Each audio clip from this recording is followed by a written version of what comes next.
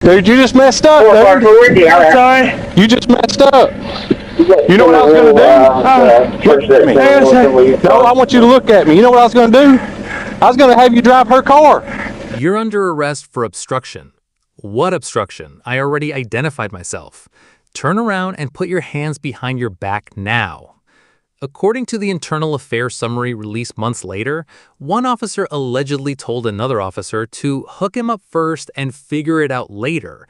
But what those officers didn't know was that the man they were arresting was an undercover federal agent working a joint narcotics investigation, less than 2 miles away.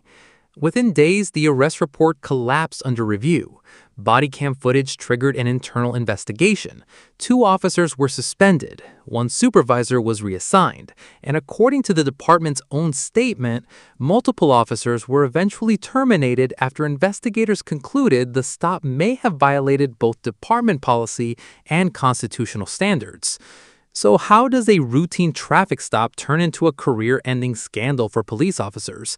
And at what point does aggressive policing cross the line into unlawful detention? Because once the body cam footage starts rolling, the story becomes a lot more complicated than the original police report suggested. The man at the center of the incident was 38-year-old Daniel Mercer, a veteran FBI agent assigned to a regional violent crime task force operating in the Midwest. One piece of knowledge can change how a situation ends for you. Subscribe now so you're prepared. Then share this video and tell me what you think about it in the comments. Mercer wasn't some high-profile official. According to public records and statements later released by his attorney, he had spent years working undercover assignments involving narcotics trafficking and illegal firearms investigations. Most of his work depended on staying anonymous. On the night of the incident, Mercer was driving an unmarked gray SUV through a commercial district after leaving what federal investigators later described as an active surveillance operation. He was dressed casually: jeans, boots, a dark hoodie, and the baseball cap. Nothing about him screamed federal agent. And that matters, because from the perspective of local patrol officers, Mercer looked like an ordinary civilian driving through an area they claimed had recent complaints involving drug activity and vehicle theft, at least initially. According to dispatch logs, officers said they noticed Mercer's vehicle parked behind a closed strip mall for several minutes before he pulled back onto the roadway. Now, that by itself is not illegal. But officers later claimed they believed the behavior was suspicious, and this is where the encounter begins. Body cam footage reportedly begins with flashing lights reflecting across Mercer's windshield as he pulls into a gas station parking lot. One officer approaches the driver's side quickly. License and registration. Mercer keeps both hands visible on the steering wheel. Officer, before we continue, may I ask why I'm being stopped? You were sitting behind a closed business. For how long? That doesn't matter right now. License and registration. Now, according to later testimony, Mercer hesitated because he was carrying federal credentials connected to an undercover assignment. Agents in covert operations are often extremely cautious about exposing identity documents during unpredictable encounters.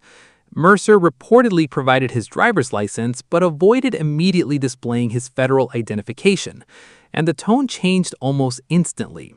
You got something to hide? No, sir. Then step out of the vehicle. At this point, another patrol unit arrives. Mercer exits calmly. What's in the car? Personal belongings. Any weapons? Mercer pauses.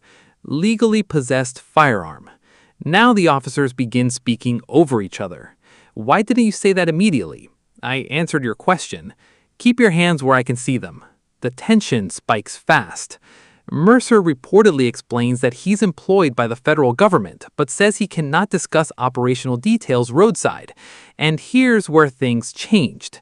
Instead of slowing the situation down, one officer interprets the vague explanation as evasive behavior. You're either law enforcement or you're pretending to be law enforcement. I'm advising you to contact your supervisor. No, you're going in cuffs. At that moment, officers move in physically. One grabs Mercer's wrist, another attempts to turn him toward the patrol vehicle. What am I being arrested for? Obstruction, failure to comply. And within seconds, the situation completely unravels. Now, this is important. A lot of viewers hear a story like this and immediately jump to one side or the other. But legally, the first phase of this encounter is more nuanced than it appears. Generally, officers are allowed to conduct a traffic stop if they have reasonable suspicion that a crime, traffic violation, or potentially criminal activity may be occurring. In many states, suspicious behavior near closed businesses late at night can be enough to justify a brief investigative detention. But reasonable suspicion is not the same thing as probable cause, and courts often look very closely at how long a stop lasts and whether officers unnecessarily escalated the situation. Another key issue here is identification. In many jurisdictions, a driver must provide license and registration during a lawful stop, but citizens usually are not required to answer every investigative question officers ask. That distinction matters. A person declining to explain where they work, where they came from, or why they were parked somewhere is not automatically obstruction. Now add another layer. Mercer informed officers there was a firearm in the vehicle. Depending on the state, disclosure laws vary widely. Some states require immediate notification, others do not. And when Mercer mentioned federal employment without fully explaining himself, officers appear to have viewed that as suspicious instead of clarifying. A court reviewing this kind of encounter may ask several questions. Did officers have lawful grounds for the initial stop? Did Mercer comply with lawful commands? Did the officers escalate based on actual threats or based on frustration? Because legally, hesitation and non-cooperation are not always the same thing, and this is where officer discretion matters. According to internal records later referenced by local media, the physical arrest happened extremely fast. Body cam footage allegedly shows Mercer being pushed chest first against a patrol vehicle while attempting to speak. "You are making a huge mistake. Stop resisting." "I am not resisting." One officer reportedly pulls Mercer's arm upward while another searches his waistband. And then comes a moment investigators later focused on heavily. An officer removes Mercer's wallet, opens it, and finds federal credentials. There's a pause. "You've got to be kidding me." Another officer steps back. "Call the sergeant right now." But despite discovering the credentials, officers do not immediately remove the handcuffs. That detail became a major issue later, because according to Mercer's complaint, officers continued detaining him while debating whether the credentials were real. One supervisor allegedly suggested transporting Mercer to the station until everything gets verified. Now think about that from Mercer's perspective. He's handcuffed in public, his undercover status may already be compromised, nearby civilians are recording with phones, and local officers still appear more focused on control than de-escalation.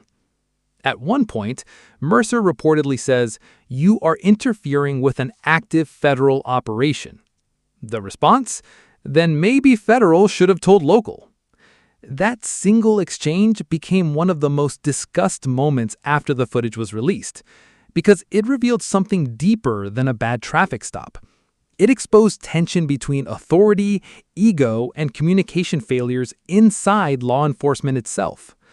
At this point, the legal question becomes much bigger than the original stop. Now we're talking about detention, search authority, use of force, and potential constitutional violations. Generally, officers may temporarily secure someone in handcuffs during an investigative stop if they reasonably believe safety concerns exist. Courts have allowed handcuffing during high-risk situations involving weapons investigations. But the justification must remain reasonable. Once officers discovered federal credentials and confirmed Mercer was likely law enforcement, the legal basis for continued aggressive detention became much weaker. Another issue is obstruction. In many states, obstruction requires physically interfering with officers or intentionally preventing them from performing lawful duties. Simply being cautious, verbally challenging officers, or refusing voluntary questioning usually is not enough by itself. Then there's the search issue. Police often can secure weapons during a stop for safety reasons, but expanding a search beyond immediate safety concerns may require probable cause, consent, or another legal exception. And finally, there's department policy. Even if a court later ruled parts of the stop technically lawful, departments can still discipline officers for poor judgment, unnecessary escalation, discourtesy, or violations of de-escalation protocols.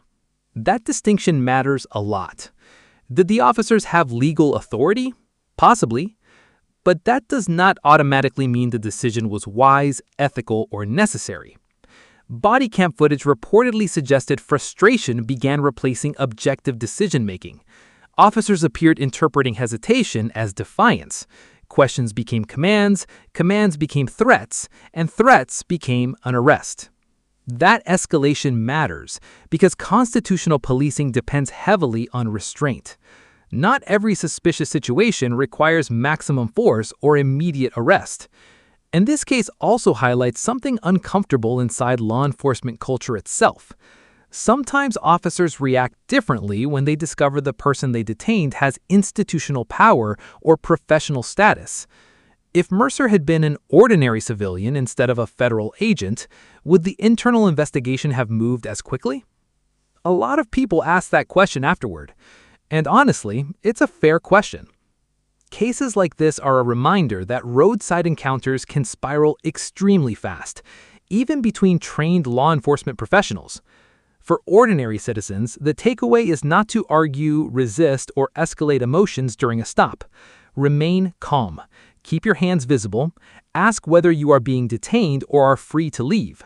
If officers issue commands, comply physically even if you believe the stop is unfair. Document everything afterward. And if questioning becomes serious, request a lawyer and handle the legal fight in court, not on the roadside. Because once an encounter turns physical, everyone loses control of the outcome.